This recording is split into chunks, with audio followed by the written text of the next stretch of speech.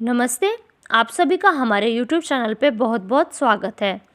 आज मैं आप सभी को माघ मास के महात्म का 10वां अध्याय सुनाती हूँ। यमदूत कहने लगे कि हे वैश्य, एक बार भी पाप गंगा जी में स्नान करने से मनुष्य सब पापों से छूटकर अत्यंत शुद्र हो जाता है। जो मनुष्य गंगा जी को दूसरे तीर्थों के समान समझता है वह अवश्य नरक में जाता है। भगवान के चरणों से उत्पन्न हुई गंगा जी के पवित्र जल को श्री शिव जी अपने मस्तक में धारण करते हैं। वह ब्रह्मा जी जो संदेह रहित प्रकृति से अलग और निर्गुण है, ब्रह्मांड में उसकी समानता किससे हो सकती है। गंगा जी का नाम हजारों योजन दूर से ही लेने वाला नरक में नहीं जाता, इसलिए मनुष्य को अवश्य में गंगा जी में स्नान करना चाहिए।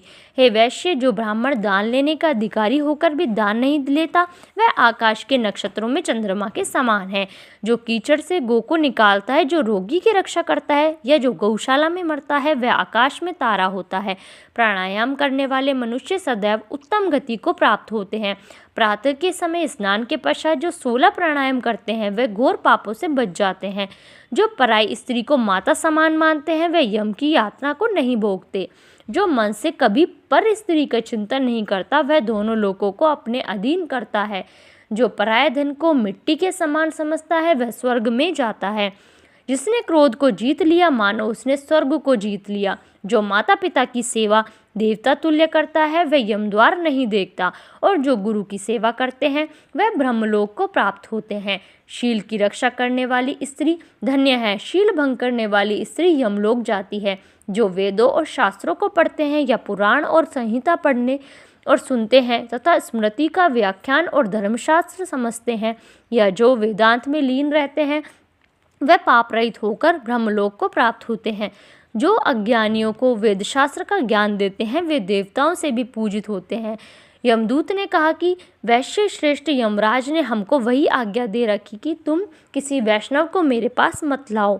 हे वैश्य, पापी लोगों को इस संसार रूपी नरक को पार करने के लिए भगवान की शक्ति के सिवाय दूसरा और कोई उपाय नहीं। भगवान की भक्ति न करने वाले मनुष्य को चांडाल के समान समझना चाहिए।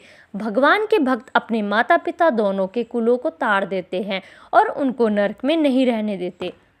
जो मनुष्य वैष्णव का भोजन करते हैं वे भी भगवान की कृपा से श्रेष्ठ गति को प्राप्त होते हैं। बुद्धिमान को सदैव वैष्णव का अन्न खाना चाहिए। इससे बुद्धि पवित्र होकर मनुष्य पाप नहीं करता। गोविंदाय नमः इस मंत्र का जाप करता हुआ जो मनुष्य मृत्यु को प्राप्त होता है वह परम धाम को प्राप्त होता है, इनमें कोई संदेह नहीं है। जो ओम नमः भगवते वासुदेवाय द्विअक्षर मंत्र या ओम नमो नारायणाय अष्टाक्षर मंत्र का जाप करता है उसके भ्रम, हत्या इत्यादि बड़े पाप नष्ट हो जाते हैं। धन्यवाद। इस वीडियो में बस इतना ही। यदि आपको मेरी वीडियोस अच्छी लगे तो प्लीज़ उन्हें लाइक कीजिए, शेयर कीजिए और मेरे चैनल को सब्सक्राइब कीजिए।